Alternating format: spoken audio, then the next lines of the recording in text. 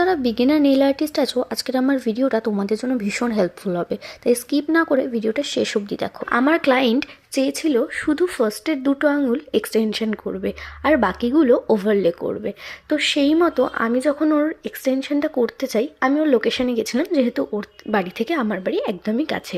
তো গিয়ে দেখি ওর নেলসে একদম বড় যে নেলসটা হয় পায়ের জন্য, সেটা একদমই ফিট করছে না। তো তখন আমি একটু বুদ্ধি করে একটা ওষুধের খাপকে ওর পায়ে ফোম এক্সটেনশন আমরা যেভাবে করি সেইভাবে সেট করে নিয়ে জেল লাগাতে শুরু করে দিলাম।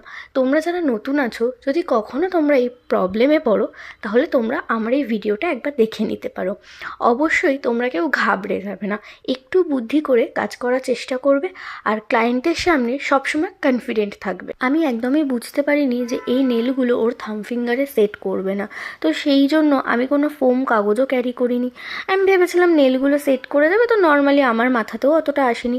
তো হঠাৎ করে যখন এই প্রবলেমটায় পড়লাম, আমার মাথায় এলো যে আমি যদি এই ওষুধের খাপটা দিয়ে ফোম এক্সটেনশন করে দিতে পারি তাহলে হয়তো খুব ভালো হবে। তো আমি খুব ভালো করে ফোম এক্সটেনশনটা করেছিলাম ওই কাগজটা দিয়ে, আর অনেকবার করে আমি জেল দিয়ে পুরো নখটাকে একদম শক্ত করে দিয়েছিলাম। মিনিমাম এই নেলটা 10 থেকে 15 দিন চলে যাবে, কারণ এর আগেও আমার ফোম এক্সটেনশনের এক্সপিরিয়েন্স আছে। স্টুডেন্ট ডেমোতে একবার আমি ফোম এক্সটেনশন দেখিয়েছিলাম, আর আমি দেখতে চেয়েছিলাম যে ওর এক্সটেনশনটা সব কাজ করার পর কতদিন স্টে করে।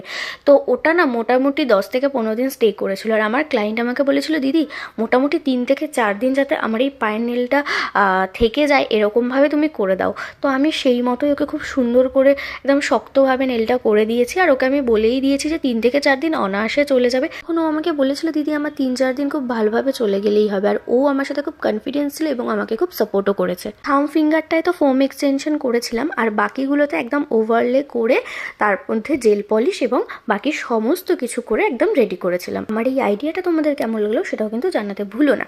আর তোমাদেরকে বারবার বলছি, এরকম কোনো সমস্যায় পড়লে মাথা ঠান্ডা রেখে কনফিডেন্টের সাথে কাজ করে যাও। চলো, ভিডিওটা ভালো লাগলে লাইক কমেন্ট শেয়ার করে দিও। বাই।